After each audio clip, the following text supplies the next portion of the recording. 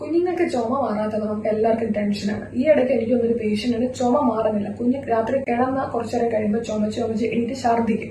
ഏകദേശം ഒരു 3-3.5 വയസ്സ് പ്രായമുള്ള കുട്ടിയാണ്.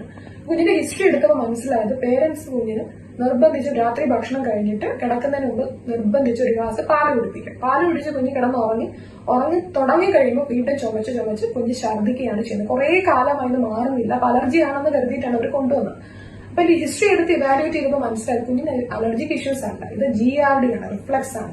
പല അമ്മമാരുടെ ഒരു ശീലമാണ് കിടക്കുന്നതിന് മുമ്പ് പാല് കൊടുക്കുന്നത്. പാല് കിടക്കുമ്പോൾ കുടിപ്പിച്ചില്ല എന്നുണ്ടെങ്കിൽ ചിലപ്പോൾ ഉറക്കം കിട്ടില്ല, അല്ലെങ്കിൽ അത് ശരിയല്ല എന്നാണ് പല ആൾക്കാരുടെയും ധാരണ. പാല് നല്ലതൊക്കെ തന്നെയാണ്, പക്ഷെ അലർജി അല്ലെങ്കിൽ ഇഷ്യൂസ് ഉള്ള കുട്ടികളിലാണെങ്കിൽ പോലും നിർബന്ധിച്ച് നമ്മൾ രാത്രി പാല് കൊടുക്കുന്നത്, അതുപോലെ അല്ലാത്ത കുട്ടികളാണെങ്കിൽ പോലും ഭക്ഷണത്തിന് ശേഷം നമ്മൾ ദഹിക്കാൻ അനുവദിക്കാതെ രാത്രി കിടക്കുന്നതിന് മുമ്പ് പാല് കൊടുക്കുമ്പോൾ ചിലപ്പോൾ GRD റിഫ്ലക്സ്, ഗ്യാസ്ട്രോഇസോഫേജിക് റിഫ്ലക്സ് കൂടി അത് തേട്ടി വരുമ്പോൾ നമുക്ക് ചുമ കൂടാനും അത് മാറാതെ നിൽക്കാനുള്ള സാധ്യതയുണ്ട്.